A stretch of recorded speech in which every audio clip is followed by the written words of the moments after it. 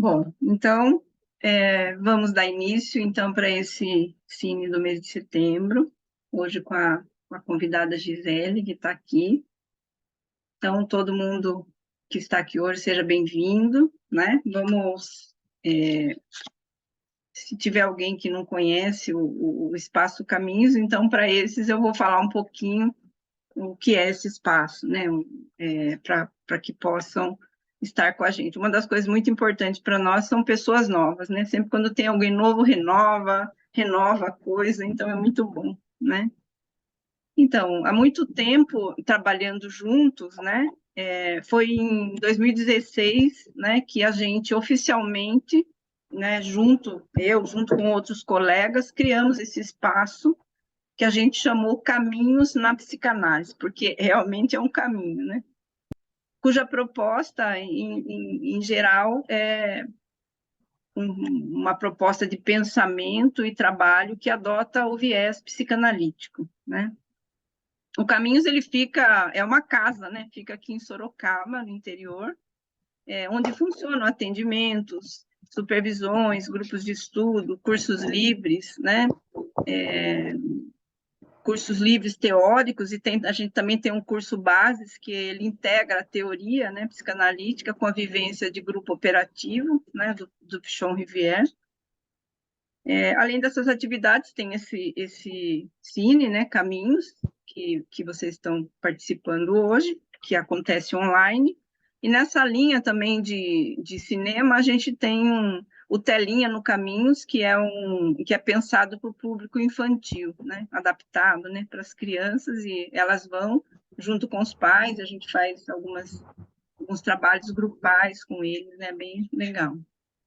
E para reflexão clínica, um trabalho mais voltado para a clínica, a gente tem, eventualmente, seminários teóricos, e também a gente adota uma série da HBO, em Treatment, né, que a gente chamou Em Tratamento, e que reproduz esses episódios com sessões fictícias de análise, né, e a gente usa para discussão, né, em torno da aquisição do raciocínio clínico, psicanalítico, sempre o grupo, a discussão bem legal, né. Bom, é mais ou menos isso, né? O filme de hoje, né, o Close, ele é um filme da Bélgica, né, do diretor Lucas Dantke, será comentado pela nossa convidada, Gisele, né, como eu falei, que aceitou nosso convite generosamente, já era para ter vindo há muito tempo, mas foi agora que deu certo, né, Gisele? E vai proporcionar essa vivência para nós, que eu espero que seja rica e prazerosa, né, para todo mundo. Então, Gisele, seja bem-vinda, né? E vamos lá, vamos ver o que é que você trouxe para nós. Eu vou apresentar, então, a Gisele, né? É Gisele Assuar, psicanalista pelo Instituto Sede Sapiense. Ela é historiadora pela USP, membro efetivo do Departamento de Formação em Psicanálise do Instituto SEDES, é coordenadora do projeto Que Mais, um projeto de pesquisa e atendimento clínico à população LGBTQIA+, é professora convidada do Instituto Távola em Pelotas, também é coorganizadora de 3 livros, né? Psicanálise, Sexualidade e Gênero, um debate em construção, de 2019, Além do Vírus, Psicanálise e Resistência, 2020, e a Psicanálise na Encruzilhada, Desafios e Paradoxos perante o Racismo no Brasil, em 2022.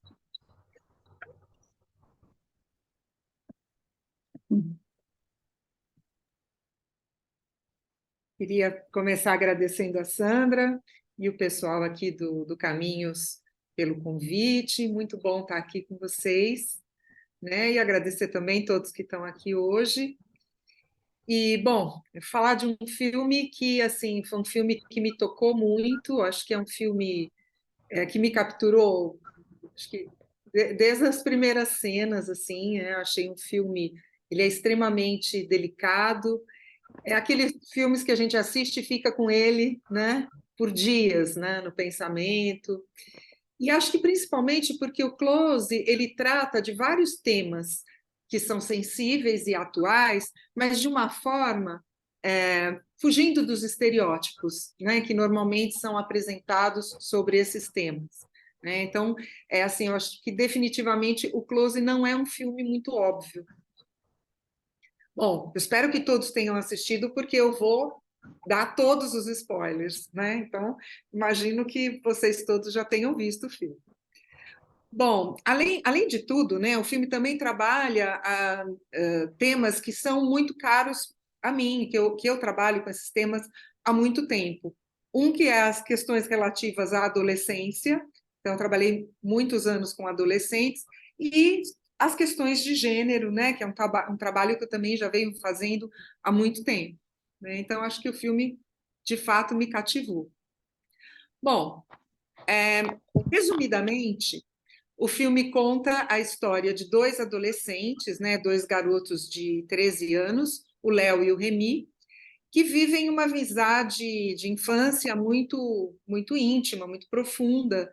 Né? Eles brincam juntos, moram próximos, parece que as famílias são amigas. Né? O Léo dorme frequentemente na casa do Remy, tem uma relação muito afetuosa com os próprios pais e também com os pais do amigo, né? Acho que as famílias têm essa reciprocidade de uma amizade, né? Eles fazem planos juntos para o futuro, então o Remy toca oboé e o Léo planeja ser o agente dele, viajarem pelo mundo, né?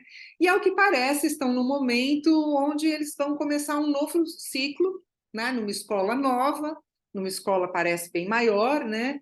Juntos, né?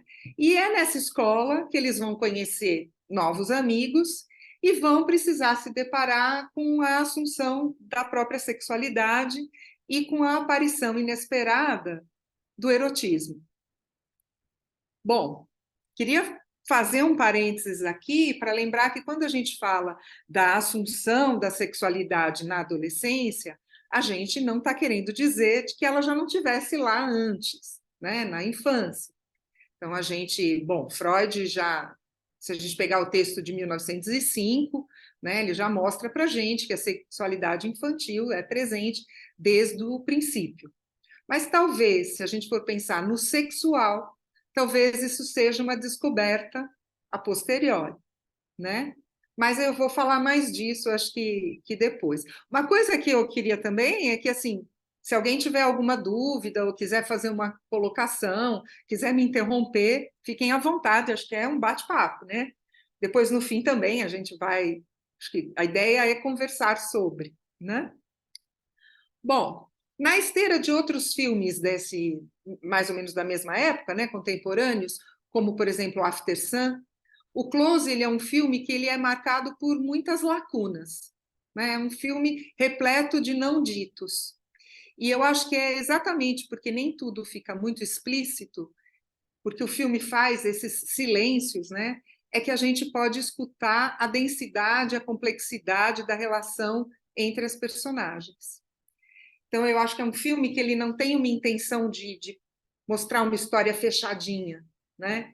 Ele é como que uma obra em aberto, ele deixa muita margem para a gente pensar o que é que está acontecendo, né? E, nesse sentido, eu acho que ele é um filme muito poético. E a direção e a fotografia, né, eu acho que elas são primorosas na condução desse filme como uma poesia mesmo. Então, assim, é um cenário situado nos Campos de Flores, acredito que da Bélgica, né, um filme belga, e a gente vê, tanto nos cenários como, né, internos, né, no quarto dos meninos, nas casas, e também nesse cenário das flores, né, a gente vê a intensidade das cores. Então, a gente vê um vermelho, um amarelo, um verde, bem fortes, né, que, para mim, expressam, né, com essa saturação toda, a intensidade das emoções que o filme vai nos trazer, né? A gente vai vendo também uma filmagem em planos bem fechados, né? Essa filmagem em close das personagens, né? E dessa forma a gente vai se aproximando dos corpos e dos rostos e vai nos sugerindo, para além dos acontecimentos do filme, os acontecimentos externos, né? O que se passa no interior de cada um. Né? E, aliás, eu acho que é aí que o filme, de fato, acontece, na interioridade das personagens, né? e acho que isso também vai abrindo para a gente muitas possibilidades, muitas questões, muitas indagações, né? Tem umas cenas que eu acho muito lindas, que são os meninos correndo, ou a pé, ou de bicicleta, pelos campos de flores, pelos trigais, né? São caminhos que parecem caminhos infinitos. Para mim, dá esse sentido de passagem, né? Essas cenas. E para mim, passagem faz uma metáfora da adolescência, né? E talvez também uma tentativa de registrar a dimensão do tempo nessa fase da vida, que é esse tempo marcado por um horizonte indeterminado de futuro. Eu tenho uma paciente de 14 anos que ela diz assim: é um tempo de busca do nosso grande talvez. Acho que ela expressa bem essa coisa do indeterminado, né? Essa dimensão do tempo, acho que também aparece muito no trabalho do Léo com a família, no cultivo das flores, porque a gente vai vendo a passagem das estações, né? O tempo de semear, o tempo de colher, e o filme parece que ele se dá em um verão, uma primavera, um verão, um outono, um inverno, e uma nova primavera, onde o mundo já está totalmente diferente para todos no filme. Então, essa ideia da passagem que marca a adolescência, né, como um momento tão difícil de transições, de instabilidade, de reassunção do desejo e de muitas redefinições. Se a infância, a gente pode dizer que é um tempo marcado pelo provisório, pelo indecidido, a adolescência ela abre um tempo de decisões, de escolhas, que às vezes, sem mesmo a gente perceber, é tão marcante na formação da nossa subjetividade. Bom, talvez por tudo isso, definir um único tema para o filme, do que Close fala, seja até difícil. Para mim, Close fala muito de lutos. O luto da infância, que é vivido na entrada da puberdade, um luto pelas amizades que se rompem, por amores impossíveis, um luto do sentido da vida, pela perda do sentido da vida.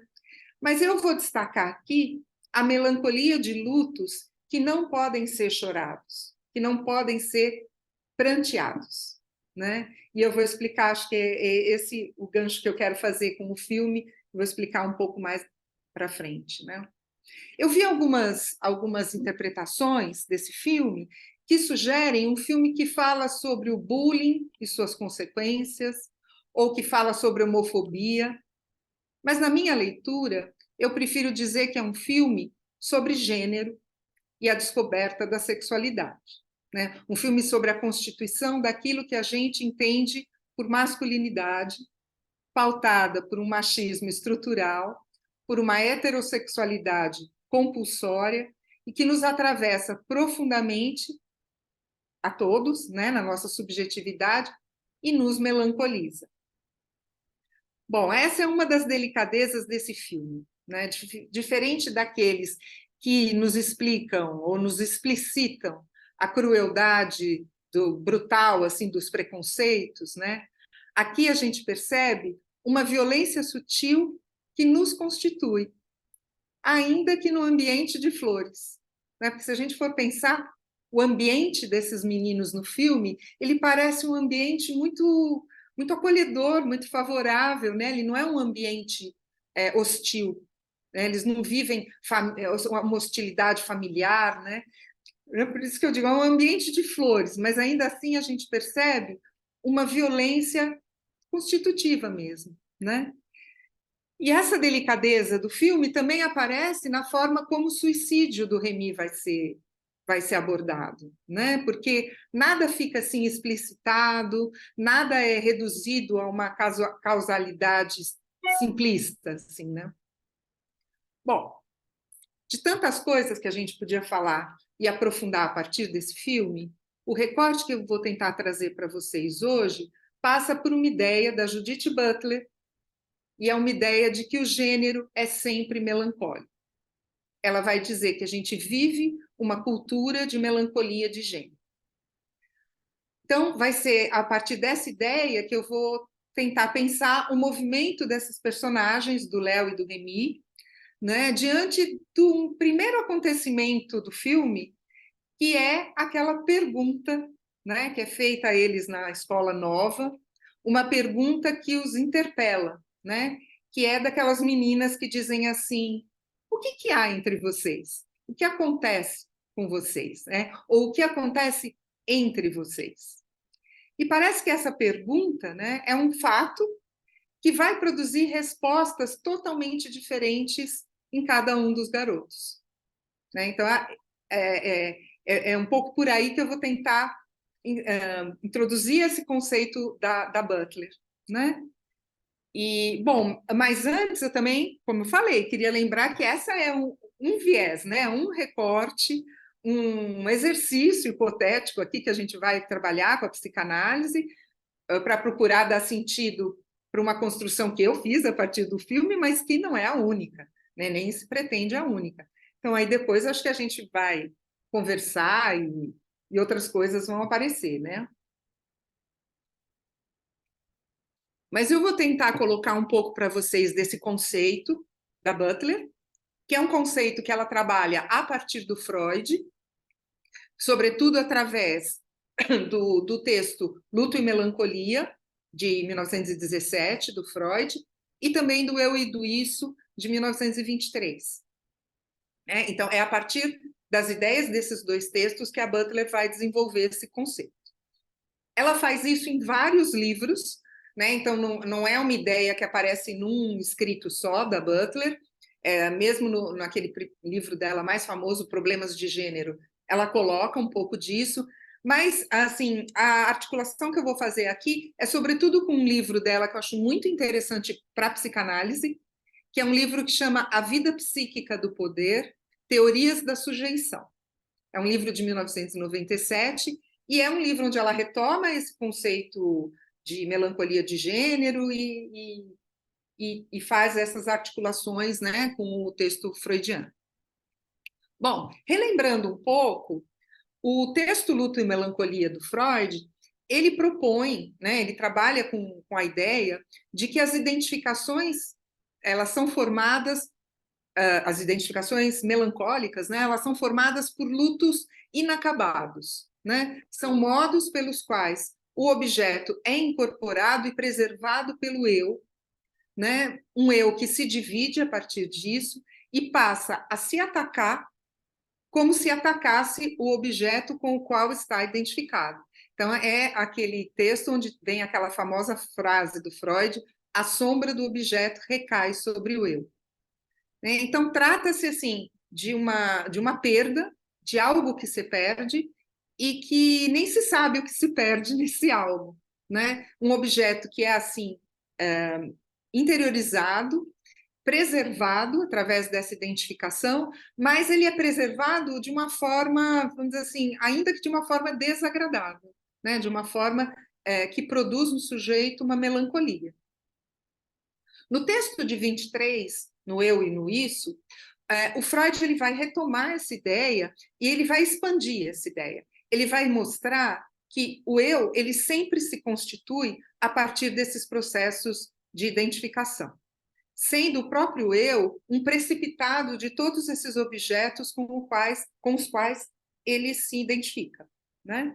Tem um trecho, acho que é importante aqui para a gente, que a Butler cita do Freud, né? E que ela vai se apoiar bastante, que é do texto de 23. Ele diz assim: um objeto perdido é novamente estabelecido no eu, ou seja, um investimento objetal é substituído por uma identificação. Mas ainda não reconhecíamos nesse texto de 17, ele está se referindo ao texto do Luto e Melancolia, né? Quando ele escreveu isso, né, ele diz: nós ainda não reconhecíamos todo o significado desse processo e não sabíamos como ele é típico e frequente. Então, desde então, compreendemos que tal substituição de um investimento objetal, né, por uma identificação participa enormemente na configuração do eu e contribui de modo essencial para a formação do que se denomina o seu caráter.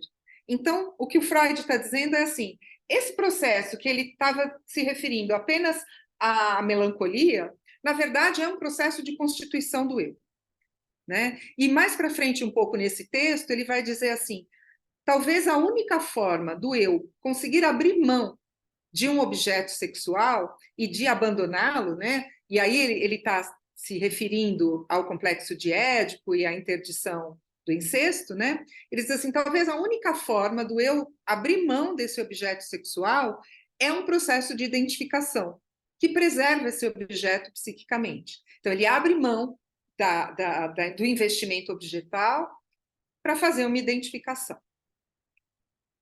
Bom, na leitura da Butler, né, isso que o Freud chama de caráter do eu é, portanto, ela diz assim, um resíduo arquitetônico dos lutos, né? E ela vai dizer, alguns deles, é o que ela pretende demonstrar, né, não resolvidos, né? E assim, para ela, o eu se constitui como um mosaico de identificações que não são fixas e que vão se arranjar a partir de um jogo dinâmico, tenso e instável. E essa forma de entender a constituição do eu como mosaico abre para Butler para pensar a questão de gênero como parte fundamental desse jogo, de um jogo que é instável, né? De uma identificação que é instável. Bom, queria também aqui lembrar que o gênero, para Butler, ela define gênero, né, como uma repetição performativa de insígnias da cultura que definem o que seria feminino e masculino. A gente repete essas insígnias, né? E para ela, essa repetição não tem nenhum suporte natural, biológico. É uma repetição, e é uma repetição que também não se refere a nenhum original, né? É um original inicial. Bom, e ela vai dizendo que ainda que tenha muitas tensões e resistências entre essas identificações, é a narrativa edípica que vai dirigir esse jogo, né? Constituindo o gênero a partir de um roteiro heteronormativo. Então, para Butler, a ideia de Édipo, tal qual apresentada pelo Freud, é um roteiro heteronormativo. Porque, embora o Freud ele avance em alguns pontos, né, chega um momento, principalmente, por exemplo, no terceiro ensaio dos 3 ensaios, que ele diz assim, bom, mas aí a Constituição, o biológico fala mais alto, e os meninos se identificam mais com o pai, e as meninas se identificam mais com a mãe. Então, a Butler pega esse aspecto e diz assim, o roteiro do Édipo é um roteiro heteronormativo, né? E essas identificações vão estar pautadas nesse roteiro. Então, segundo a autora, a nossa cultura ela não permite reconhecer, ou só reconhece com muita dificuldade, a perda dos apegos homossexuais. Então, dessa forma, o que a gente chama de identificação de gênero participa da constituição do eu como um luto impossível de ser pranteado, porque ele não pode ser reconhecido.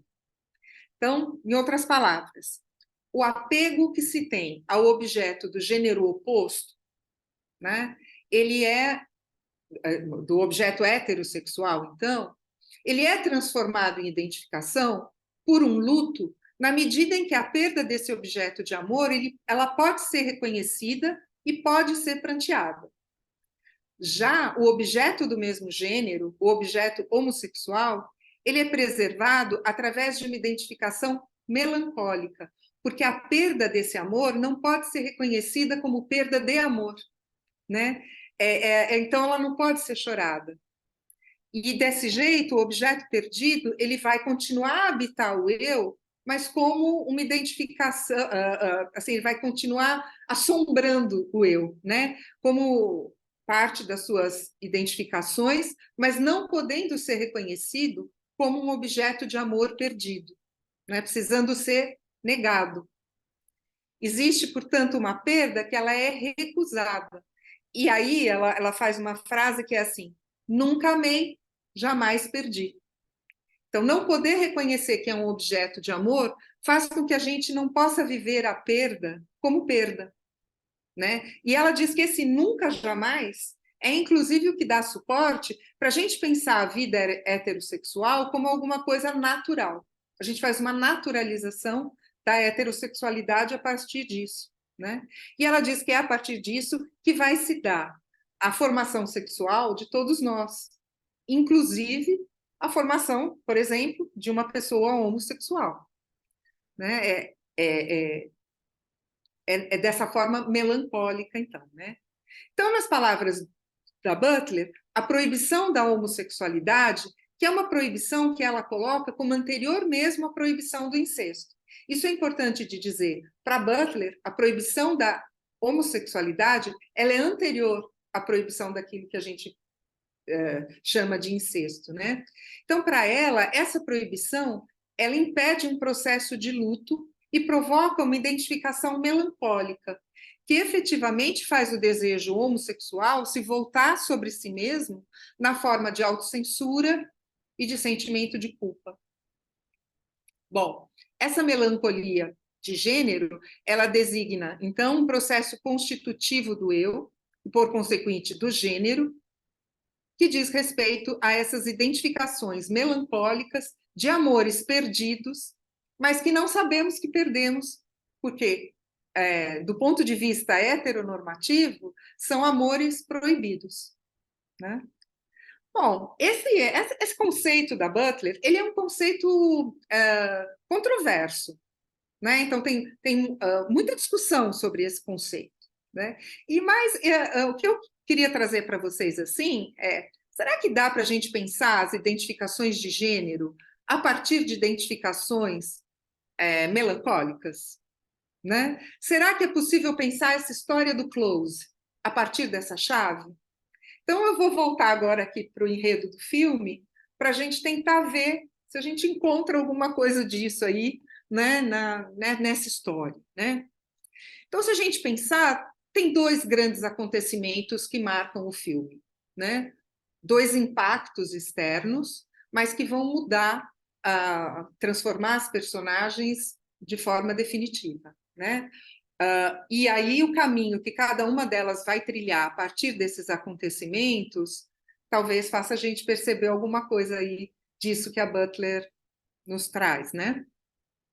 Bom, o primeiro acontecimento é aquele que a gente já se referiu, né? Se dá na escola, e é as meninas que percebem eles chegando muito próximos, né? Isso chama a atenção dos colegas, essa maneira como eles têm de estarem próximos, né? E as meninas perguntam: vocês estão juntos? Vocês são um casal? O que rola aí, né? E essa pergunta, ela desaloja os meninos do lugar que eles ocupavam até então, né? E de formas muito diferentes para o Léo e para o Remy. Parece que essa interpelação das meninas, elas vêm como uma nomeação simbólica, né? O que é que há entre vocês? E o problema é que eles não sabem responder a isso, né? Eles não têm nenhuma resposta para isso. E a partir daí vai se colocar um enigma e um conflito, que inicialmente vai abalar principalmente o Léo, né? Parece que ele fica num conflito, né? O que é que eu não sei de mim? O que eu não quero admitir em mim? Né? Parece que algo de um erotismo irrompe, dando um novo sentido ao que já existia antes, né? Então, aquela coisa que a gente disse no início, né? Talvez o sexual ele só se revele mesmo no depois, né? Ele se revele a posteriori, né? Bom, o Léo ele vai responder a esse conflito, né, de uma forma muito reativa, né? Ele, quando as meninas falam, ele mostra surpresa, ele não quer ser identificado daquela forma, ele fica profundamente inquieto, né? Ele não consegue mais dormir na mesma cama que o Remy, que era uma coisa que eles faziam antes, com muita tranquilidade, né? Mesmo na brincadeira de luta, o toque físico entre eles ganha um outro significado e ele parece que se torna alguma coisa inviável, né? Impensável. A Butler argumenta que num regime de heterossexualidade compulsória, que é próprio da nossa cultura, essa possibilidade dos apegos homossexuais ela é inviabilizada. A Butler usa até a palavra flor fluida, né? no homem teria um certo terror desse desejo homossexual, que para o homem estaria ligado a um terror de ser visto como feminino, né? De não ser mais homem, ou de ser um homem falho, uma monstruosidade, uma abjeção. Né? A Butler usa muito esse termo, né? De um ser abjeto. Né? Bom, a relação com o Remy, então, para o Léo, ela fica completamente impedida. Né? O Léo começa um processo assim, de busca por identificações com aquilo que a gente socialmente, né, reconhece como o universo masculino. Né? Então, ele vai fazer hockey, ele vai fazer amizade com outros garotos, ele começa a fazer brincadeiras assim mais, né, mais tidas como masculinas, né? Passa a recusar o contato físico com o Remy. Então, tem uma cena que o Remy vai encostar nele na escola, e até era uma coisa que eles faziam sempre, né, de um dormir assim, encostado no outro, e o Léo vai saindo, né, ele não consegue nem tocar, nem que o Remy encoste nele. Né, e ele se afasta completamente ou muito do amigo. Né? Embora ele pareça ficar secretamente muito atento ainda ao Remy. Ele olha o Remy de longe, ele se preocupa com ele, né? Mas não consegue mais ter o mesmo tipo de relação. Agora, para o Remy, parece que essa pergunta das meninas causa uma coisa completamente diferente. Né? O Remy reage de uma forma assim, ele fica meio quieto, fica tranquilo, parece que fica, né? Talvez até como alguém que já soubesse alguma coisa daquilo, né? Que já soubesse alguma coisa sobre aquele desejo, né? E diante da reação do Léo, né? Desse afastamento do Léo, o Remy ele tenta retomar a relação, ele pergunta várias vezes se está tudo bem, ele vai ver o amigo jogar lá, ok, né? Ele até tenta se incluir, né? Ele tenta dizer, acho que eu vou começar a jogar também, né? O Léo fica muito preocupado nesse momento. E talvez assim, ele tenta repetir uma cena muito bonita também que eu acho, ele tenta repetir uma brincadeira de faz de conta que eles faziam, né? Que, aliás, é como o filme começa, né? Eles ali numa brincadeira de faz de conta. E depois de tudo isso, o Remy tenta retomar essa brincadeira, mas parece que talvez ele já não entenda mais o que é que eles estão fazendo de conta, né? Parece que tem outro faz de conta ali tomando o lugar, né?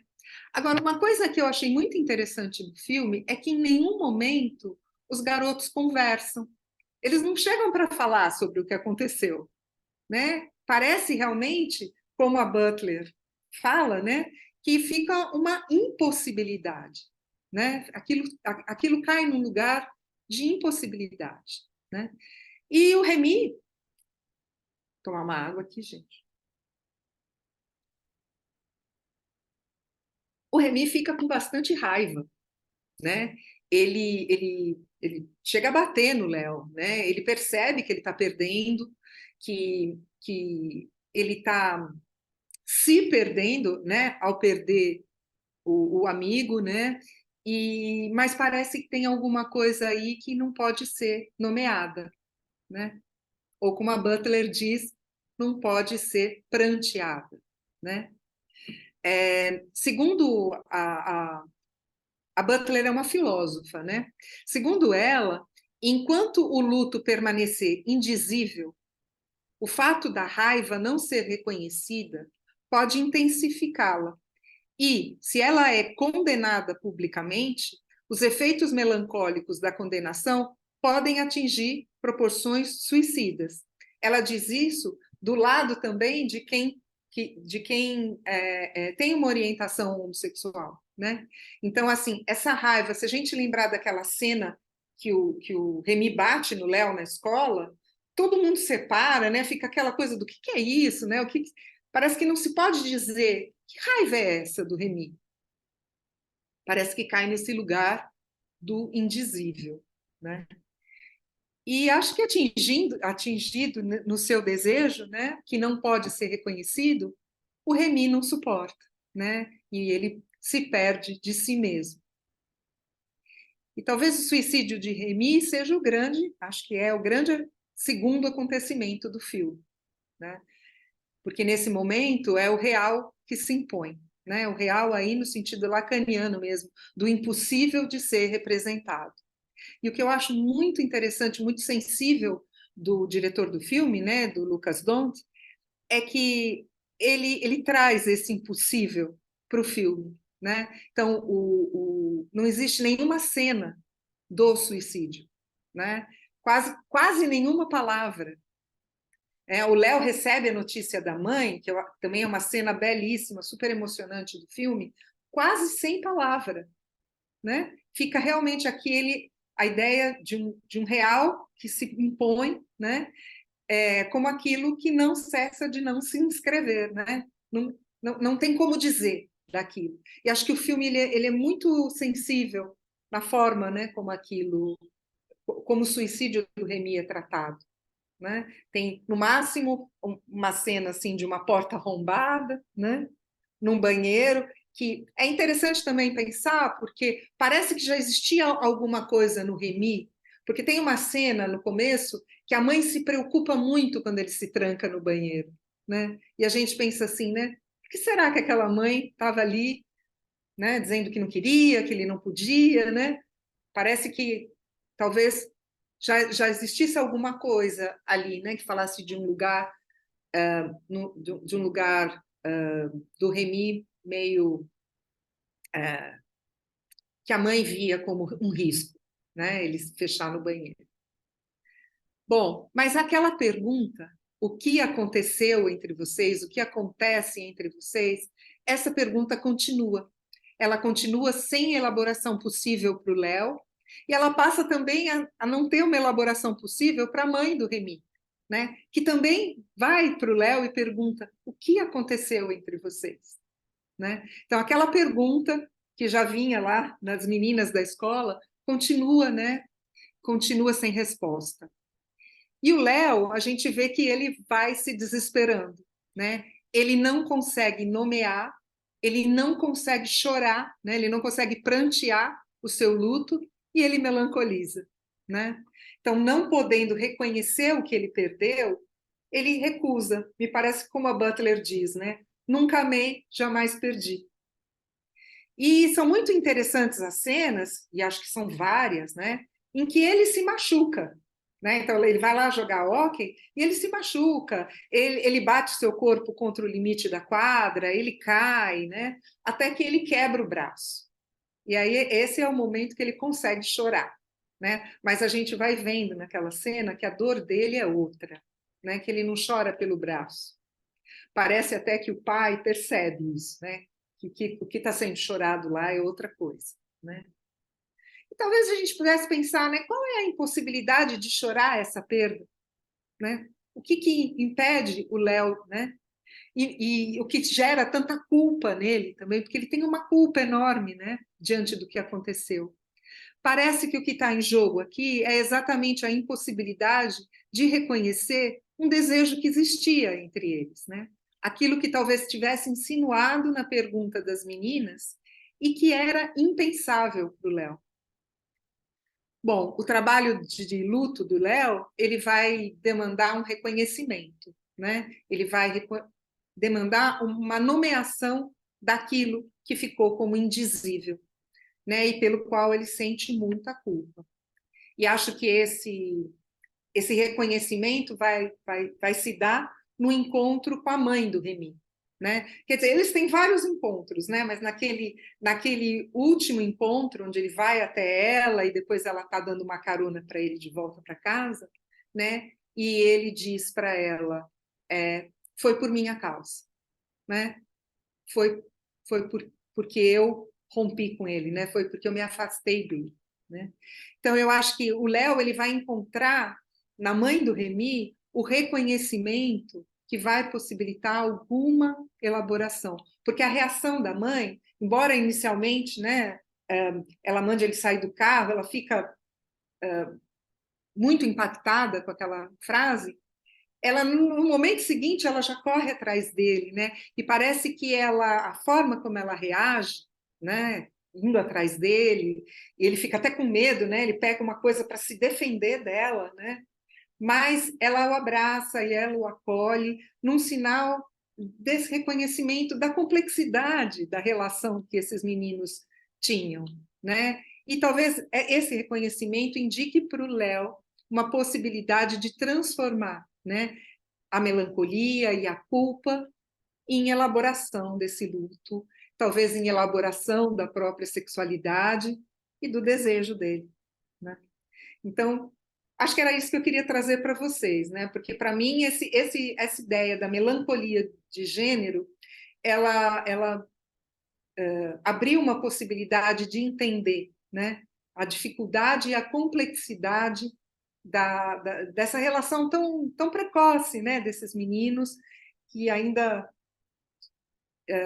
não tinham nem ainda podido se haver direito, né, com a própria sexualidade, com a própria relação que tinham, né?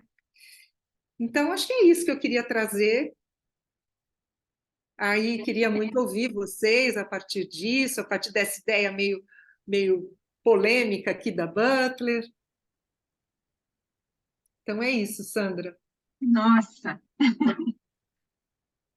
trabalho e tanto, Gisele. Muito interessante, assim, né?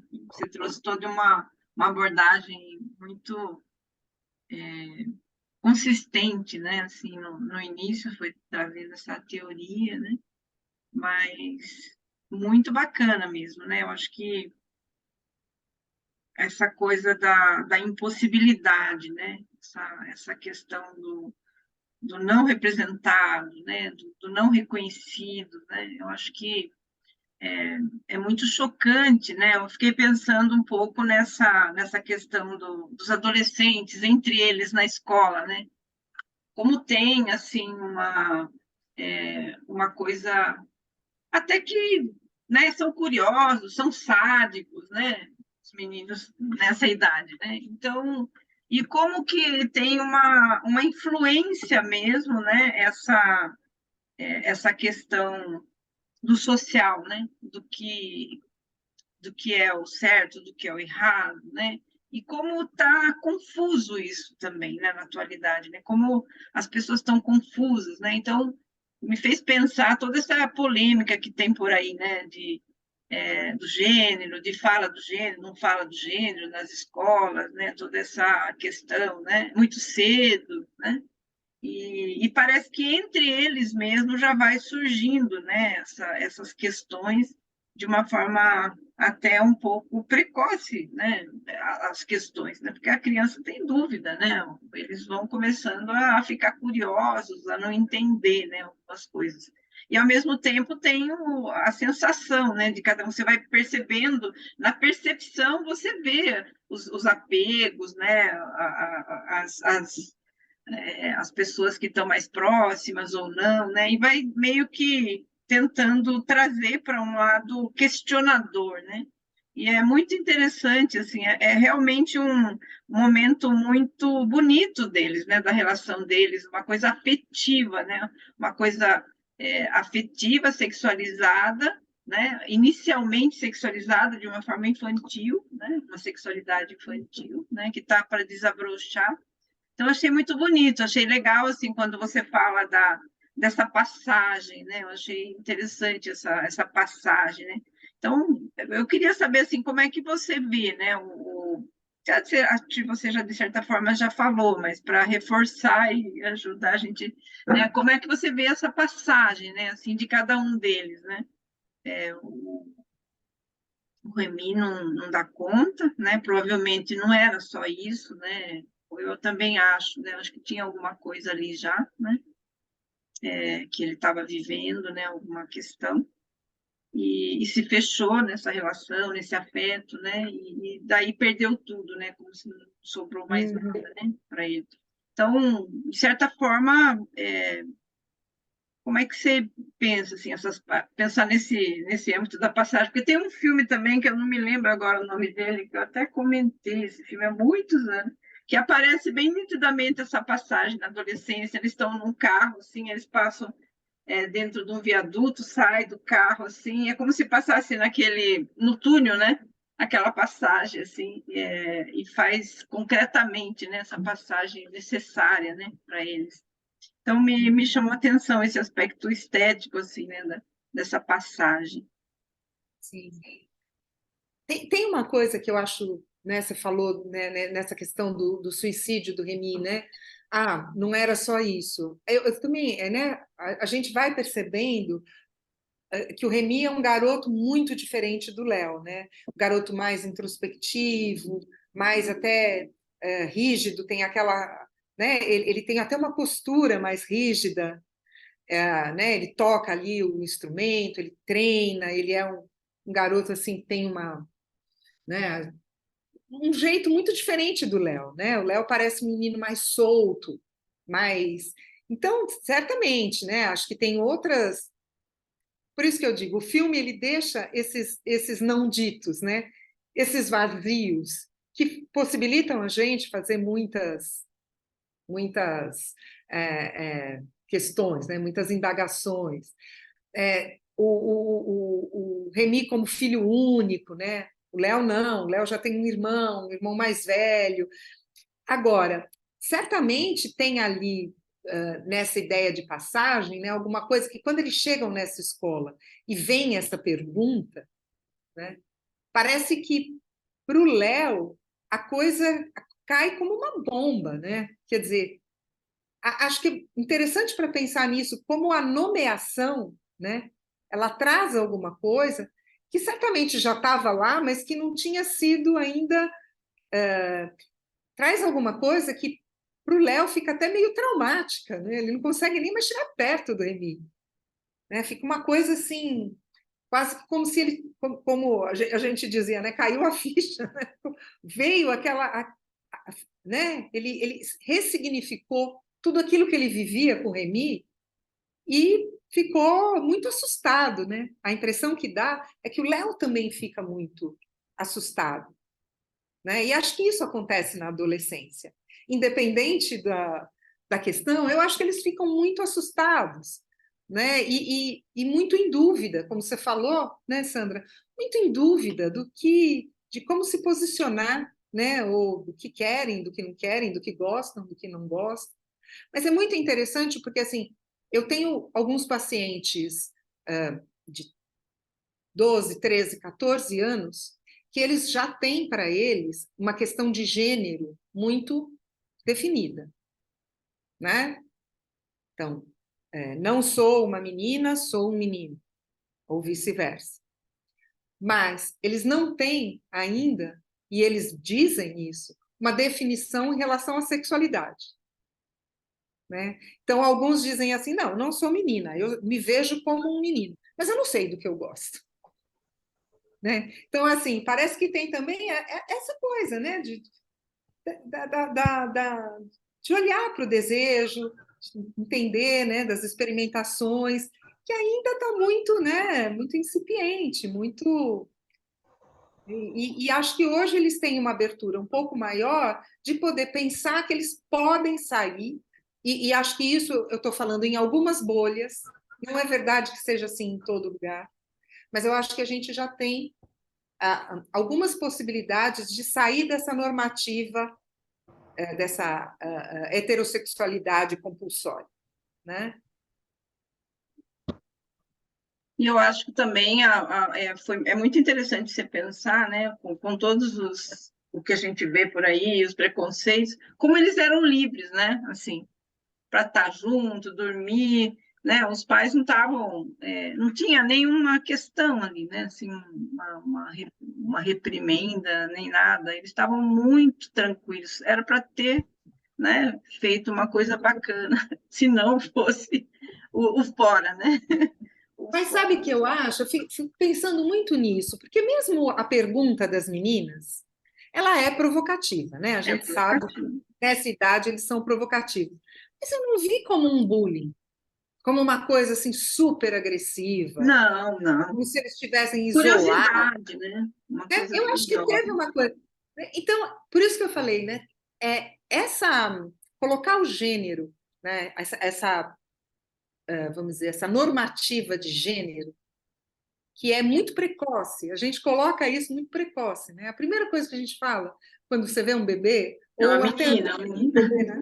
Uma menina ou um menino. A gente coloca nesse lugar, né? E essas insígnias de gênero, a gente vai colocando muito precocemente, né? E assim, como isso nos atravessa, mesmo em ambientes tão favoráveis. É porque se a gente for pensar, o ambiente deles, né, é isso que você está falando, são pais super legais, abertos, né? Ninguém ali está colocando muita, pelo menos, né, explicitamente ali no filme, Não parecem assim, parece. né, pessoas muito tranquilas. Eles têm, né, uma condição de vida também, né, muito materialmente, né, assim, bacana.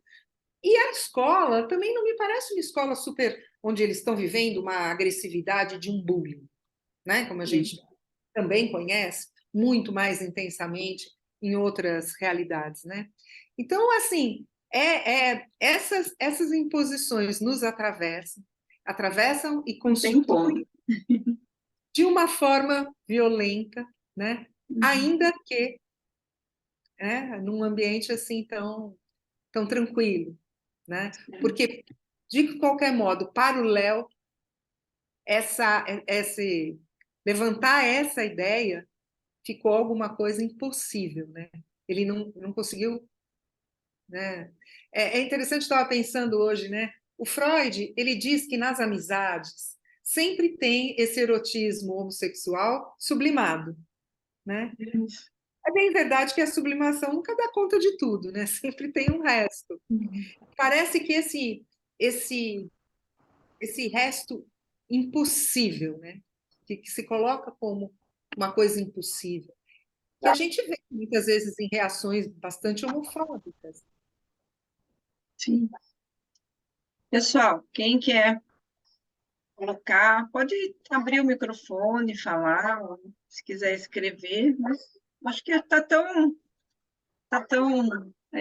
um clima tão bom, acolhedor, né? Acho que dá para falar, né? Se vocês quiserem comentar alguma coisa. Ah, eu queria ouvir. Oi, boa Oi, noite. Ero! Tudo bem? Oi. Eu que não consigo ficar quieta, né? Tem que ser a primeira a falar. Isso. Você já me conhece. A Ero é do espaço aqui também, né? Sim, com o maior prazer. Estou adorando o espaço. Então, Gisele, boa noite. Cadê você, Gisele? Eu estou falando aqui do meu celular, a energia acaba toda hora, eu tenho que pôr uma luzinha aqui em tudo, porque tá uma loucura a minha casa hoje. Sem internet, estou usando aqui, estou sem Wi-Fi, né? Tá aberto aqui para poder estar aqui, tá uma loucura. Então, eu sei que a Gisele trouxe para a gente essa leitura do filme baseado nesse conhecimento dela, né, da Judith Butler, que eu acho maravilhoso, porque eu não conheço nada da Judith Butler. Então, para mim, é uma aprendizagem muito valiosa. Porém, eu queria cutucar um pouquinho a Gisele, Oba. porque ai, Gisele, então, assim, eu fiz a minha leitura desse filme bem assim freudiana, muito freudianamente falando. E aí eu fiquei pensando mesmo nos momentos de desenvolvimento psicossexual de cada um, né? E é interessante porque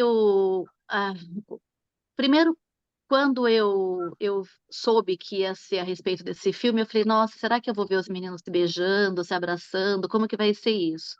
E foi uma surpresa muito grande ver que isso não aconteceu durante o filme todo. Então, acho que é isso que mais impacta também, porque ele está classificado como um filme LGBT, né? Bom, aí é, teve a questão da brincadeira inicial, não sei se é uma caverna, o que que é aquilo, o lugar onde eles se escondem lá, que no início os dois são muito infantilizados. Quando eles voltam para esse espaço, o Léo volta transformado, ele já não está mais tão infantil. Tem outros momentos iniciais que eu via o Léo fantasiando muito e o Remy muito ali sério naquela postura fechadinha dele. E para mim foi muito interessante, muito revelador também, perceber depois o quanto que, na minha visão, posso estar errada, vocês podem discordar de mim totalmente, mas na minha visão, o quanto que me parecia num primeiro momento o Remy mais centrado e o Léo mais solto, assim, mais perdido nas fantasias.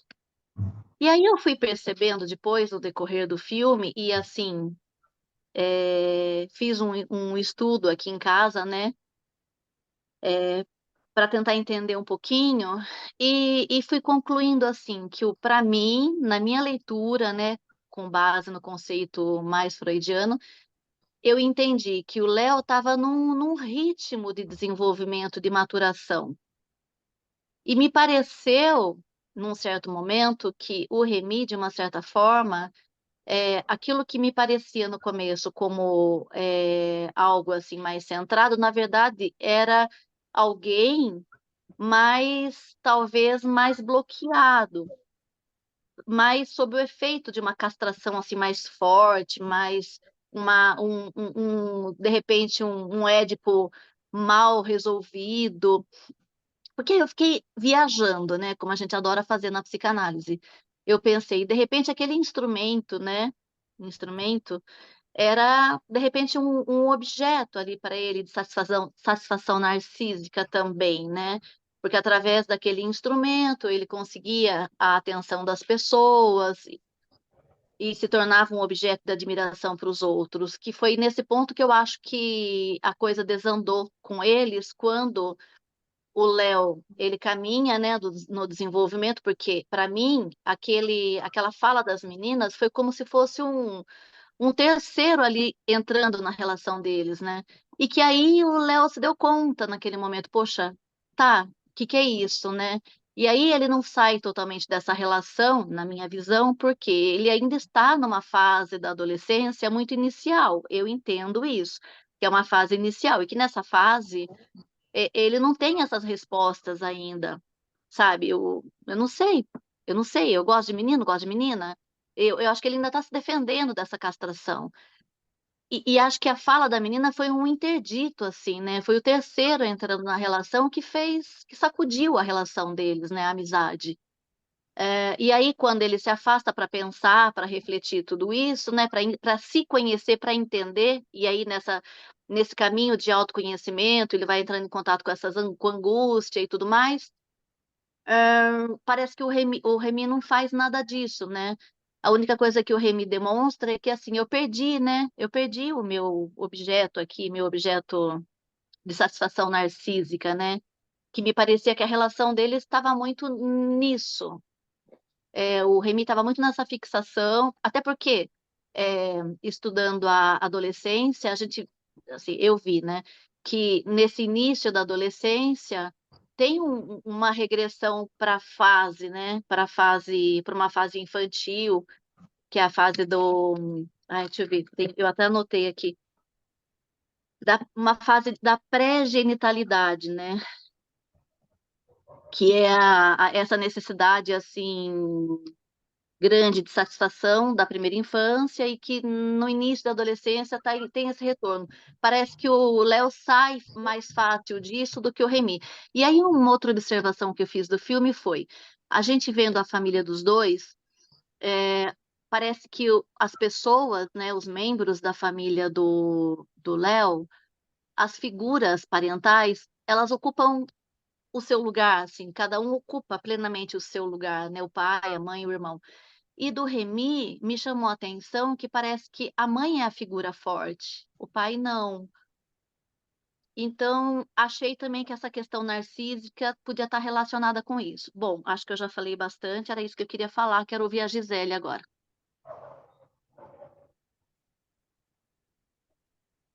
Sandra, você acha melhor eu ir falando ou mais gente quer falar e aí a gente... E aí, Como é que... pessoal, tem alguém que quer colocar alguma coisa? Acho que você pode falar, Posso ir falando? replicar um pouquinho do que ela falou, né? Tá bom. Não, olha, eu acho que, assim, é uma leitura possível. A gente, não sei se foi exatamente isso que você quis dizer, mas, assim, Acho que é uma leitura possível a gente dizer que eles estavam, por exemplo, pegando o Ferenczi, né? Eles estavam num momento de confusão de línguas, né? Então, o Léo caiu mais, né, nesse lugar jamais sexualizado, numa sexualidade mais genital, como você trouxe, e o Remy ainda muito infantil, né? E aí esse choque ali, né, de duas formas de viver e de olhar para a sexualidade diferentes. Acho que é uma leitura possível, né? O que me chama a atenção no filme é que quando o Léo ele é interpelado pelas meninas, o Léo vai atrás de insígnias masculinas, né? Ele quer se mostrar um homenzinho, né? Ele quer jogar hóquei, ele quer ser amigo lá do garoto que é mais, né? Então, assim, ele se protege de uma não é simplesmente que o Remy deixa de ser interessante para ele, né? Porque nesse contexto que a gente vê muito nas escolas, né? Um grupo mais maduro e outro mais infantilzinho. Acho que essa idade, 13 anos, é muito comum isso. E o que a gente vê? A gente vê que esse grupo mais madurinho deixa o outro de lado, às vezes deixa a amizade, mas é uma coisa assim, não para se afirmar num determinado gênero, né? Não com esse medo daquilo que poderia significar eles estarem juntos, né? Eu acho que tem alguma coisa além aí, né? Porque, de fato, como você diz, um está mais infantil, aí os que estão mais adolescentes assim dizem assim, ai, que ele é bobinho, babaca, né? Deixa as crianças lá de lado.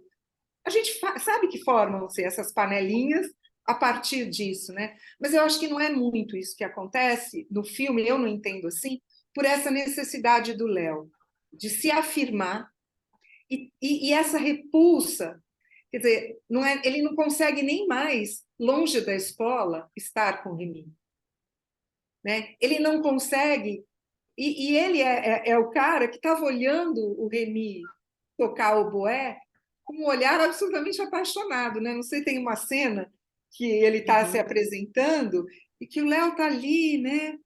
Encantado por aquele lugar. Agora, você falou uma coisa que eu acho, eu concordo muito. Eu acho que tem no Remy uma coisa muito narcísica, e eu acho que talvez o Léo fosse um objeto de afirmação narcísica para o Remy, né? E por isso que eu digo, talvez o Remy tivesse muitas outras questões, né? O suicídio dele não seria só, não tem só a ver com essa questão do gênero, mas acho que tem muito a ver com esse lugar, talvez, muito narcísico, mais fechado, e onde o Léo talvez ocupasse esse lugar, né, de narcisizar mesmo o Remy. Tem uma cena que eles estão os dois com a mãe do Remy, não sei se vocês se lembram dessa cena, e a mãe do Remy diz uma coisa assim, que o Léo era um bom filho, mas que o Remy, às vezes o Remy deixava a desejar. Ele podia ser um pouco melhor com ela. Né? Eles estão os dois deitados assim na grama com a mãe do Remy. E a mãe do Remy faz quase que uma cobrança, assim, né? Você tinha que ser mais. Talvez você não fosse tão suficiente como filho, né? E aí talvez a gente pegue também alguns elementos dessa tensão, né? Que o Remy parece ter dentro dele, né? Mas sei lá, acho que é por aí. Mas acho que é uma leitura possível, Ero, acho que é muito possível. Obrigada. Não sei se... Peraí. Eu fico toda enrolada quando eu estou online pelo celular. Eu não consegui conectar a internet no computador, tem que ficar aqui no celular, eu acho horrível. Mas obrigada, Gisele, eu acho que sim, né? Cada um vai fazer a sua leitura. Eu penso que o Léo, ele não estava ainda no momento de fazer essa escolha, né, do amor genital. Ele saiu do momento do amor, aquele amor, o amor sexual narcísico, mas não tinha chegado ainda no amor genital. A minha leitura foi essa. Ele não chegou, por isso ele estava ainda muito próximo dos meninos, porque pelo que eu estudei a respeito da adolescência, dessa fase inicial da adolescência, eu entendi que eles estão se defendendo ainda, né? Tipo, tá, eu não posso amar a mamãe, eu fui castrado, peraí, eu tô com medo disso, essa ansiedade da castração, eu vou me afastar das meninas, vou ficar aqui, vou me defender junto com com o grupo, né? Com o meu grupo. E até tem um teórico que eu não lembro o nome, que chama da fase homossexual, né? Da adolescência, desse início da adolescência. Então, eu fui muito por esse caminho, mas achei muito interessante a leitura pela Judith Butler também, achei perfeito. Obrigada, desculpa se eu Obrigada, falei muito para Pedro. variar. Imagina. Alguém colocou no É, chat o Ricardo, uma coisa da entrevista, né, do diretor. o Ricardo, você quer falar, Ricardo? Dá para ouvir daqui onde eu estou? Dá sim. Ok.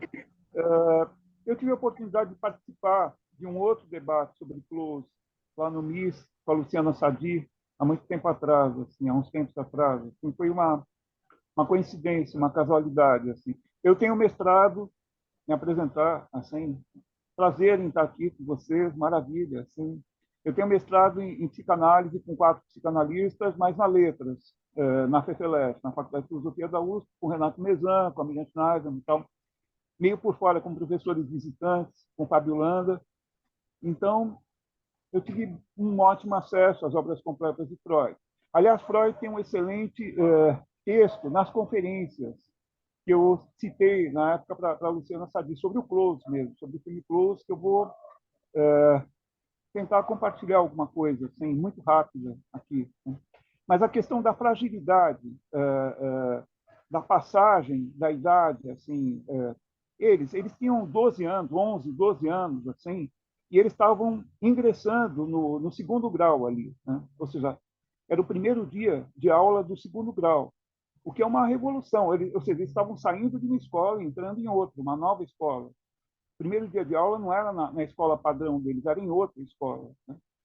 E, e eles, ou seja, já é uma colisão, ou seja, eles eram crianças, assim, e 13 anos de idade é uma idade muito complicada, assim, porque eles já não são mais crianças, o cara já não é mais criança e não tem tem que aflorar aquela coisa da fase oral, que o Freud, aquela coisa instintiva da fase oral, que a mãe, que é introjetada ainda, né, através da mãe, né, introjetada pela coisa inconsciente, né, assim, a época da mamada, né, da fase oral, e a gente ainda não tem memória consciente. Né? De 1 a 3 anos de idade, de 1 a 2 anos de idade, a gente não tem a menor memória. Então, é uma coisa instintiva da formação que acaba aflorando no início da vida sexual, no início da adolescência. É claro que essa fragilidade deles, assim, da infância, do período de emoções e relacionamentos assim divididos, assim, começa Desculpa, gente, eu caí. Desculpa. Caiu energia aqui, mas já voltei. Pois Desculpa. não. Não, claro, assim, desculpe, pode me cortar à vontade, assim, eu estou... Não, assim, é que eu não te ouvi, porque caiu a minha internet, caiu a luz aqui. A Gisele caiu e voltou. não, tomba, as coisas tombam e depois É se levantam. verdade. Bom, Mas eu queria ouvir você. bom, então, quer dizer, a primeira mudança básica, o primeiro choque é o choque foi a mudança de escola, né, deles, assim, e claro que tem várias passagens, as quebras de passagem. A questão que vocês citaram, você citou muito bem citado, a questão da mãe no banheiro, né? É claro que o adolescente ele se masturba no banheiro, assim, né? No início da adolescência. E, e o dogma, por exemplo, o dogma cristão, ele pune esse tipo de postura, e essa punição, de uma certa... E a relação do Remy com a mãe era uma relação bastante íntima, uma relação muito mais sólida do que a relação do Léo. O Léo tinha uma relação muito mais distante, assim, muito mais tem irmãos, etc., muito mais distante com a família do que o Remy. O Remy ele tinha uma relação muito próxima com a mãe. E pelo que o Lucas demonstra no filme, assim, essa questão da introjeção, que provavelmente veio da fase oral, assim, presente no Remy, ou seja, a questão de ser punido, assim, ou seja, a mãe devia ser mais dogmatizada, mais católica, assim, pelo que o Lucas indica isso, assim. Então, ela inconscientemente transmitiu, sabe, a masturbação como uma coisa proibida, assim. Tanto que aquele episódio dela tá podando ele no banheiro, o que você está fazendo aí, sabe? Sai daí, sabe? Ou seja, não sei, tem vários filmes que eu já vi aquele filme do Arnaldo Jabor, o último filme do Arnaldo Jabor, acontece assim um evento assim onde tem padres num convento, o personagem ele é punido pelos padres assim. Vocês não podem desperdiçar assim os adolescentes de 12, 13 anos, ele ensinando, o padre ensinando os adolescentes, e a classe cai na gargalhada, assim, né? Assim, vocês não podem desperdiçar, isso é um crime, vocês vão matar as pessoas. Agora, essa questão do dogma, essa questão a mãe alertando, não, você não pode fazer isso aqui, sabe? Sai do banheiro, não quero que você faça. É uma questão inconsciente, é uma questão que ela deve ter transmitido na fase oral sem querer, com a melhor das boas intenções, assim, de uma forma inconsciente. Ela aprendeu com a mãe dela, sei lá, pelo que eu entendi, assim, na postura do filme. Agora, o fato dele. Agora, a colisão do Léo em relação às meninas depois é um flagrante assim. Ou seja, ele tinha que se assumir. Assim, ele não pode. A gente vê que o Freud ele comenta várias vezes o efeito da sensação de castração na sexualidade masculina. Ou seja, o garoto, quando ele tem seus 7, 8 anos, ele tem medo de ser castrado, ele tem medo de perder a sexualidade. E isso prossegue no início da adolescência, especificamente. Isso é um choque, é um trauma inconsciente. É um bloqueio inconsciente. Não é bem um trauma, é um bloqueio inconsciente. Eu não sei se a gente pode demonstrar que isso seja necessariamente um processo melancólico, né? Eu passei alguma coisa pelo chat, porque o Lucas ele se baseia na Diane Wall. Assim, ele citou várias vezes, uma longa entrevista, inclusive com a presença dos atores. Assim, está no YouTube. Eu assisti, está em francês, tal, mas eu entendo francês. Morei na França na minha juventude, então entendo. E agora, eu vou só finalizar. Eu passei algumas coisas já, assim, a palavra close, que significa a ideia de estar trancado, né, que ele escolheu, o Lucas escolheu, quer dizer, é um fechamento, assim, é um bloqueio psíquico, né? Agora, o Freud, finalizando, eu estou fazendo alguns cortes, algumas pinceladas, eu sei que o tempo é limitado, não dá para ir muito longe, eu não posso ficar falando a vida inteira. Mas o Freud ele tem, nas conferências introdutórias dele, em 1932 e 1936, um texto muito explicativo a respeito dessa questão, né? Assim, e ele termina esse texto ao propósito de fortalecer o ego e fazê-lo independente do superego, ampliar seu campo de percepção e expandir sua organização de maneira a poder assenhorar-se de novas partes do id. Onde estava o id, ali estará o ego. É uma obra de cultura, não diferente da drenagem do Zuiderzee, que é um rio, uma região pantanosa lá da Alemanha. Então, ele quis dizer que havia um conflito interno, assim, ou seja, ele exemplifica assim, essa questão do superego, ou seja, a diferenciação entre o ego e o superego no início da adolescência, que é uma coisa terrível, assim, sabe? Porque o adolescente não tem a menor noção das regras que ele tem projetado dentro de si, e ele se colide, ele está aprendendo a lidar com isso, especialmente em relação à sexualidade, né? E a questão da castração, a questão da sensação de se sentir castrado, né? Que o Remy, mas não por melancolia. Agora, o Remy se sentiu o Remy se sentiu numa situação sem saída, simplesmente, né? Especialmente em relação à memória, aquilo que o Freud chama Freud tem um léxico dele, que foi traduzido pelo português, eu não sei alemão, infelizmente, mas ele chama legado filogenético. Né? Assim, o legado filogenético dito pelo Freud, na verdade, não é genético, biológico. Né? O Freud considera que a coisa que é passada da avó para a mãe, né? e a mãe passa para a gente mesmo, né? É uma coisa psíquica, não é uma coisa biológica, genética, mas ela tem o mesmo poder da coisa genética.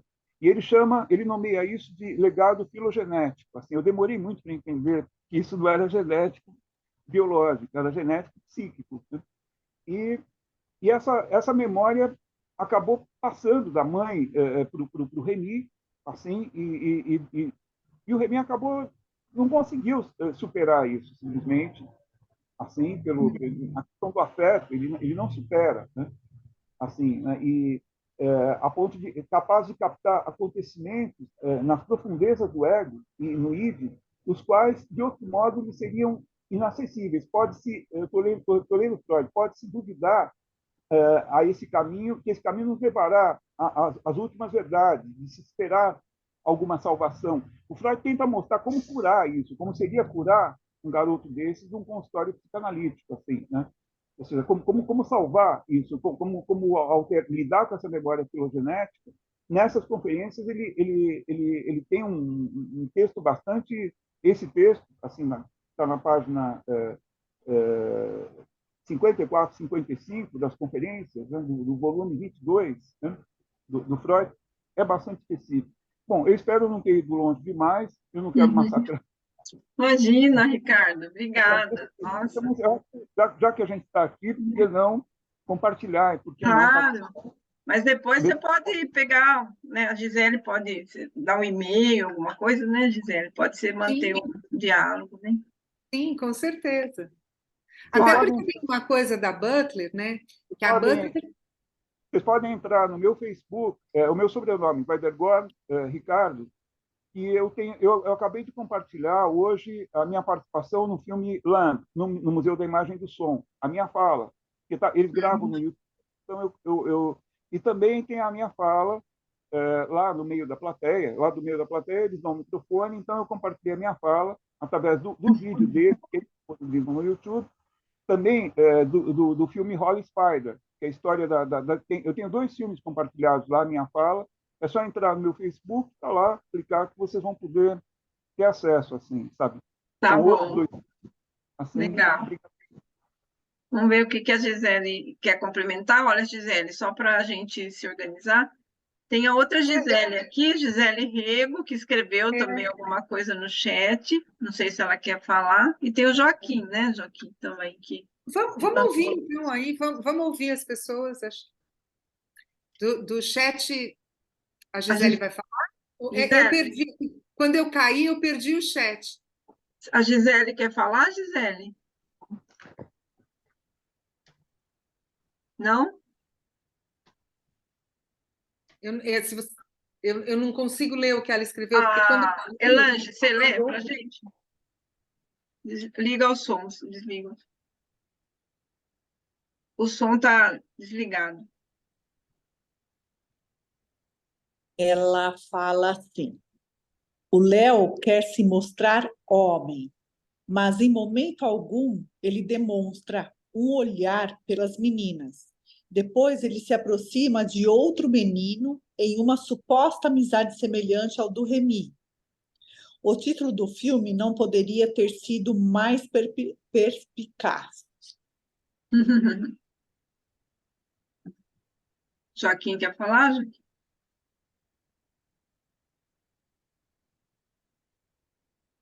Na verdade, eu sempre... Tá dando para me ouvir? Ah, sim.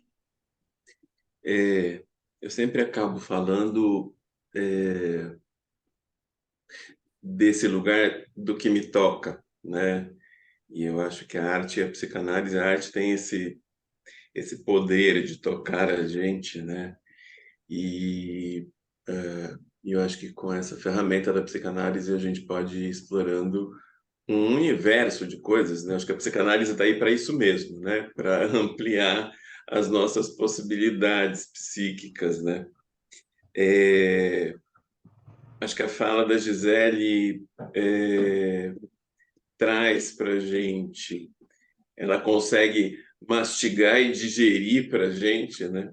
Esse conceito que é um conceito complexo, difícil, polêmico, da Butler, mas eu acho que a Gi consegue trazer isso para a gente de uma forma bem traduzida, né? Eu acho, bom, eu já acho bonito até o nome, melancolia de gênero, a expressão em si eu acho bonito.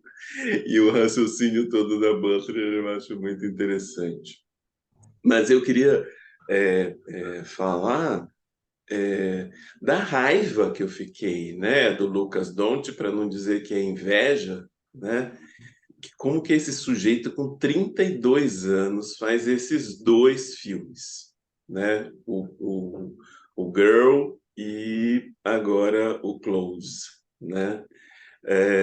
A gente vai pensando nesse sujeito, né, de uma sensibilidade, de uma perspicácia mesmo, né? Mas fundamentalmente de uma sensibilidade e que ele está muito posto aí, né? O Lucas tem questões, enfim, da sexualidade dele, não é segredo para ninguém, e ele já colocou isso abertamente, e tem toda uma estética, né? Se a gente pegar o Girl, né, e pegar o Close, né, tem toda a estética, desde a questão das cores, né, que são cores, como a Gisele falou também, né, são cores bem marcadas, né, e que ao mesmo são intensas, mas que ao mesmo tempo transmitem uma suavidade, né?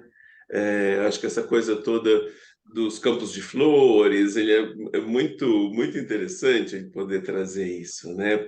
Ser esse palco dessa tragédia do humano, né? Porque é a tragédia, né? A tragédia da gente, né?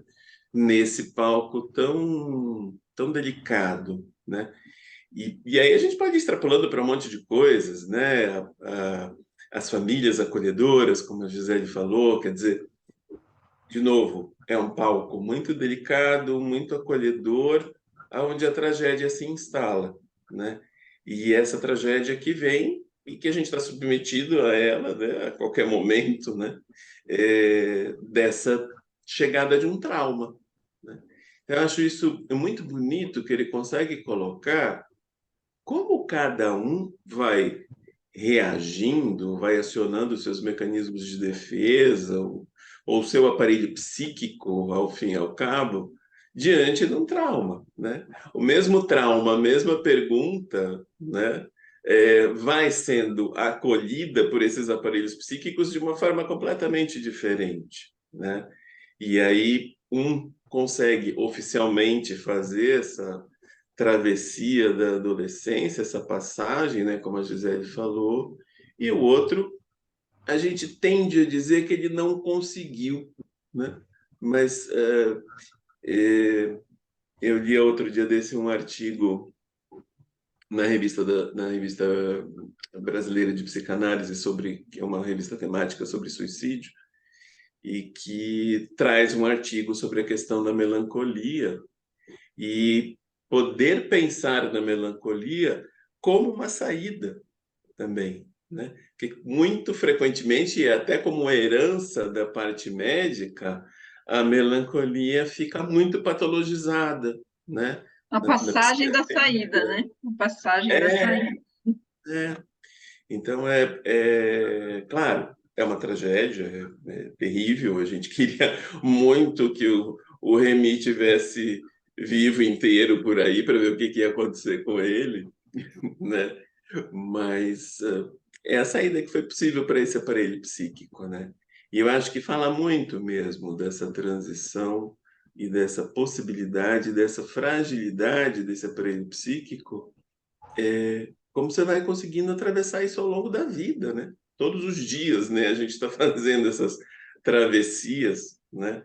E essa beleza cinematográfica, né? Que o Lucas Dont traz para a gente, inclusive na cena final, né? Que o Léo consegue atravessar os campos também atravessando com o tempo, né? Como a Gisele marcou ali, e como a psicanálise permite a gente, facilita para a gente pensar nesse lugar, tempo e espaço absolutamente diferentes para duas pessoas que estavam ali, dois sujeitos que estavam ali quase que fusionados, né?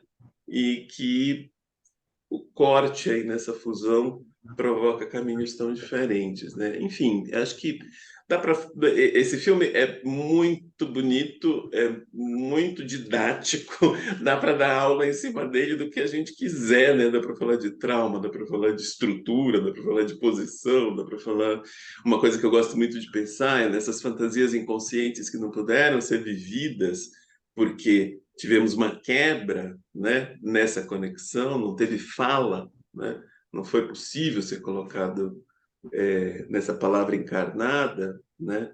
Enfim, dá para a gente falar dias seguidos, não sei quantas vezes eu já vi esse filme, e a gente sempre pensa uma coisa diferente, né? Hoje mesmo a Gisele falando aqui, fui pensando em outras coisas, enfim, é uma produção incessante desse aparelho psíquico louco da gente também, né? Ô, Joaquim, eu só queria fazer Agradecer um a comentário. Gisele de estar trazendo essa coisa. Me acerena muito quando eu ouço você falar da melancolia de gênero. Sim, Fala, acho que a Hiro ia a fazer. Ero ia falar, depois eu falo.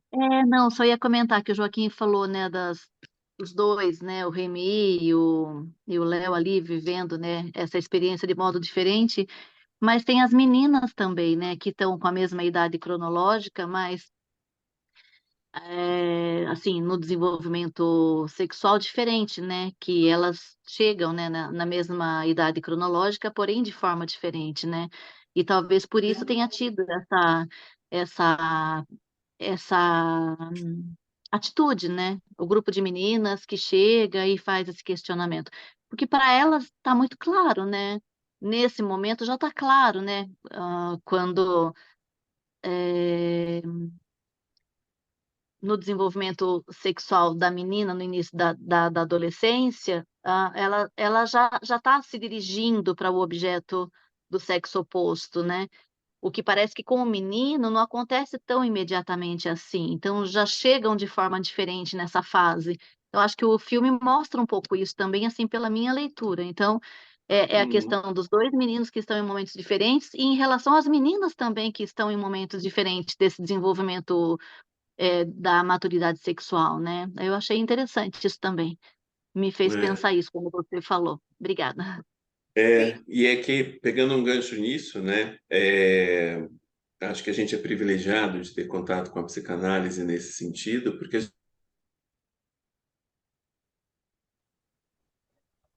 Congelou ou fui eu que congelei? Acho Para que gente mim está. também também vai funcionou. se descolando. Oi, Você oi, congelou, travou? Joaquim. Deu uma pausazinha. E de novo. É a Né? chuva na cidade hoje Ah, está né, eu descendo estava em falando que é casa. muito. Ixi, congelou de É, novo. a internet. Congelei, Voltou, voltei. voltou, Voltei? voltou. Voltei? Não, eu estava falando que isso que a Aero traz para a gente é muito interessante, pensando nessas idades biológicas, cronológicas do desenvolvimento, e que a gente, como psicanalista, tem esse privilégio de se descolar também disso, né? Não é ignorar isso, claro, mas de Uhum. poder se descolar disso e poder ver exatamente a subjetividade. Então, quando a Aero falou que as meninas já sabiam, né? O que elas queriam e para onde que eles estavam indo, quer dizer, elas não sabiam coisa nenhuma, né? Dos dois, dos meninos, elas não sabiam nada, né? Deles E não. daí a curiosidade, né, desse psíquico, de como é que Isso, funciona esse psíquico, isso. né? Elas Que sabem como é tá, para elas, né, não para eles. não sei nem se para elas sabem também, mas Tem uma coisa que eu acho importante dizer, é que é A isso, né? Gisele pode responder. Pelo não, acho contrário, que eu nem o acho que Lucas elas Donte, acho que nem o Lucas têm. Donte. Não, o Fala, que eu Gisele. acho importante dizer é que talvez assim, né? Elas não soubessem deles, nem delas, né? E eles vão saber e dessaber várias vezes, né? Porque esses arranjos, eles são... eles flutuam, né? Não é assim. E também, quando você disse, as meninas, elas saem, elas entram na puberdade e já sabem, já se dirigem ao objeto do sexo oposto. Ou não, né? Hoje as meninas estão muito se dirigindo a outras meninas, né? Quer dizer, a gente vai vendo uma bissexualidade muito mais declarada, Possível. né? Muito mais declarada, né? Então, É que eu acho assim, que eu estava muito fixada em Freud, está muito lá atrás. essa era outra coisa que eu ia falar, que tanto quando você falou, como quando o Ricardo falou, né?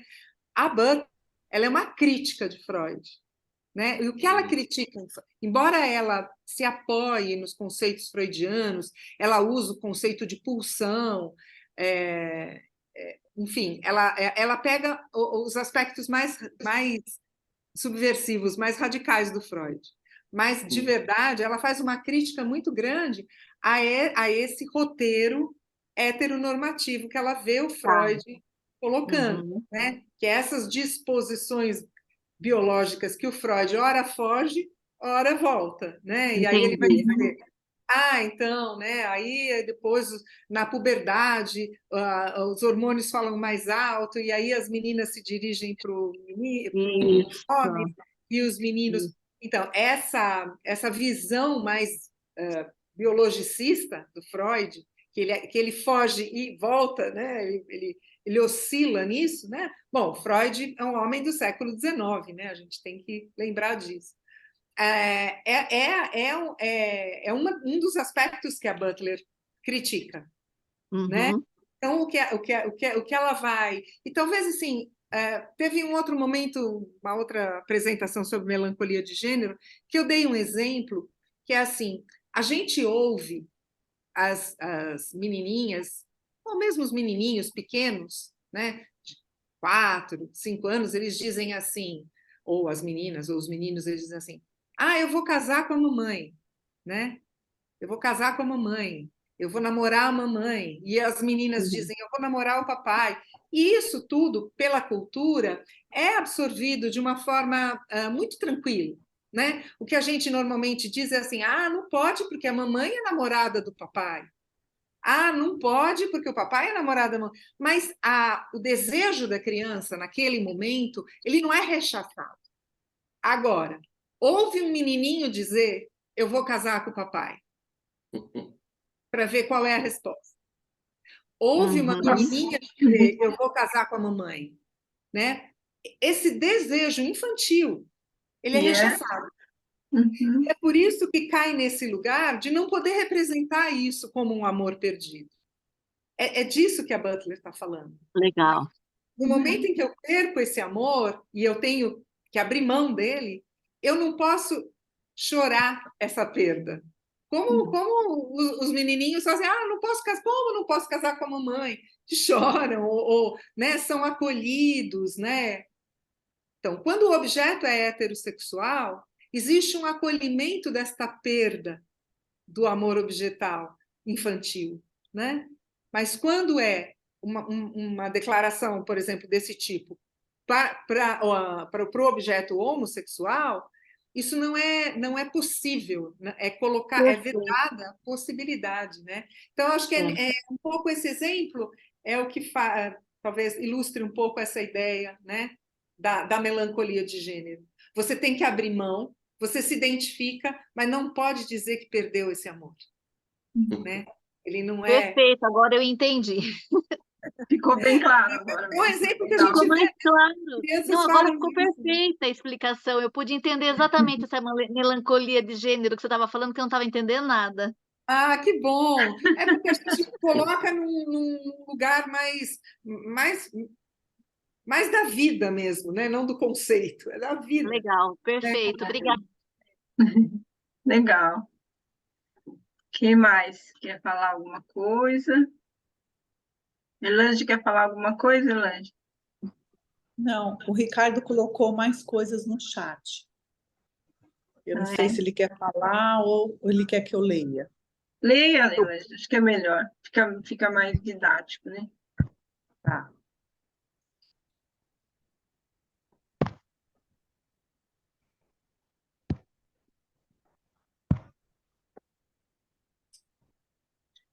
ele colocou, Oi, Sim.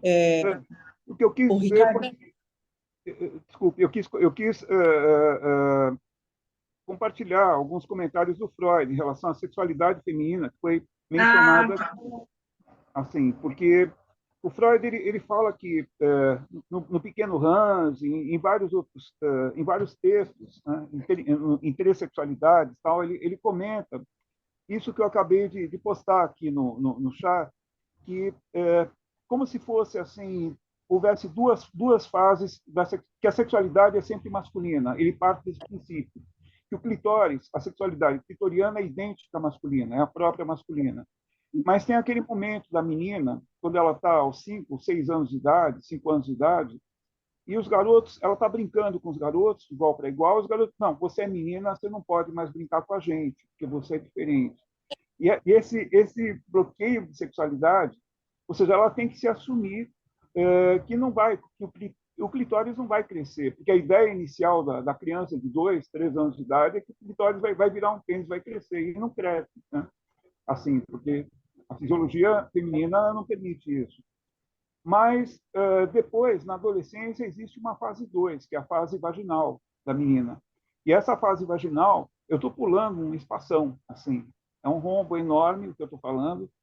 Essa fase vaginal, muitas mulheres não conseguem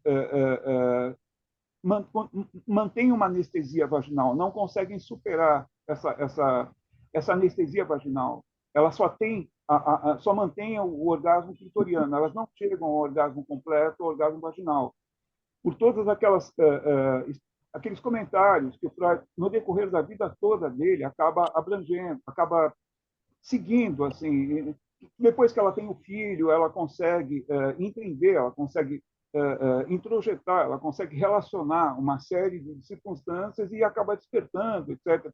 Ele tem aquele método, aquela metodologia. Eu não vou entrar em detalhes, não vou dar aula de Freud para vocês, né? Mas eu só Vai queria... dar tempo, a gente pode salvar o seu comentário, né? Para a gente ter o texto dele. Posso mandar depois para a Gisele também, para quem quiser, né? Uhum. Esses textos estão nas obras completas. Aqui eu fichei as obras completas. Eu sou meio rato, assim, de... Obrigada, Ricardo. Então, eu acabei fichando. Então, assim, é isso. Olha... Legal. Foi muito bom, né? Bom, fomos até 21, hein? É muito bacana, né, essa discussão, porque é uma coisa tão nova, né, assim, como discussão, como assunto, né, dentro da psicanálise, precisa falar muito sobre isso, trazer, né, esse...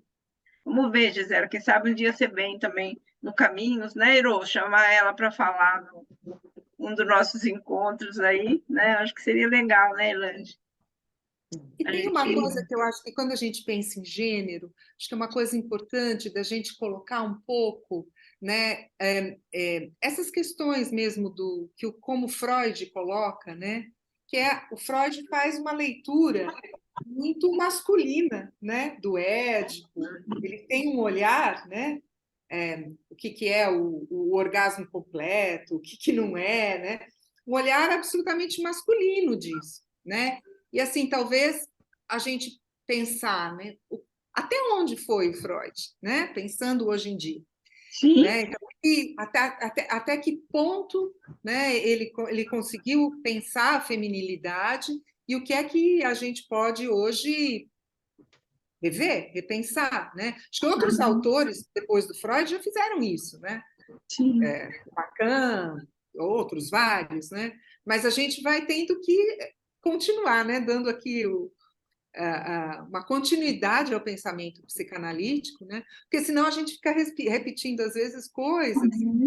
Hoje, para o mundo de hoje, né? O Lacan tem uma frase que eu acho muito interessante, que ele diz assim: precisa abrir mão da psicanálise aquele que não alcança a subjetividade da sua época, né? Porque senão a gente fica falando coisas que não encaixam mais hoje em dia, né? Quer dizer, que a gente vai vendo na clínica que elas, né, passam por outros lugares, por outros caminhos, e talvez a questão de gênero, a questão trans, sejam questões que estão vindo para a nossa clínica e que a gente precisa repensar a nossa prática para poder dar escuta, né, para essas questões.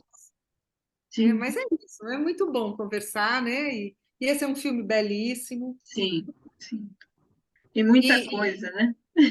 pode me Muita coisa convidar, para Sandra, estudar. que eu venho. Você vê, né? Então tá bom. Tem que vir mesmo, não é online, não. Eu venho. Né? Aí é presencial, mas é bacana. Né? Legal. Chama a Lígia agora para falar do Girl. Pois é, É mesmo. eu estava falando no começo, eu não sei se você já tinha chegado, eu estava falando sobre esse filme, que também é maravilhoso. Ela falou dele, do Gui. Ela falou do Girl lá no meu cineclube. É bem Vamos sim. bacana. Vamos chamar ela então. Acho que foi bem Gente, legal também. muito bom. Eu gostei bastante, Gisele. Acho que foi muito rica, né? Discussão, muito. Você traz uma abordagem muito consistente, né? E ficou bem claro, né? Conforme a gente foi falando, foi ficando mais claro, mais próximo da realidade, né? Porque às vezes fica muito conceitual, né? Fica só o Sim, conceito, a gente fica mais difícil. Mas é muito isso. bom. A ideia é a gente ir trocando, conversando, né? Sim, mas muito obrigada por você ter aceito o convite, ter vindo com essa generosidade toda aí, né? Joaquim também, que bom que você veio, ou todo mundo, né? O Ricardo, a Elange, a Carolina, a Gisele, Djemile, Li, acho que o Bruno está aí também no Caminhos, né? Foi muito bom, eu gostei bastante, eu me diverti, como eu te disse, Esse é o melhor, né? né? Foi muito Na bom, hora que a gente se diverte. Que isso. bom. Então tá bom. Obrigada, quero agradecer a todos vocês, Sandra, né, o Caminhos. Gostei bastante de conversar com vocês. Ai, que bom. Então tá bom, gente. Obrigada por todos que estão Obrigada, aqui gente. também. Elange, pela força. Joaquim. Tchau, tchau, pessoal. Até a próxima. Boa noite. Até. Boa noite. Tchau. Herô também, né? Agradeci a Herô, falou bastante. Obrigada, Obrigada. Sandra, foi ótimo. Ricardo. Foi sim. Então tá bom. Tchau. Tchau, Obrigada. gente. Boa noite.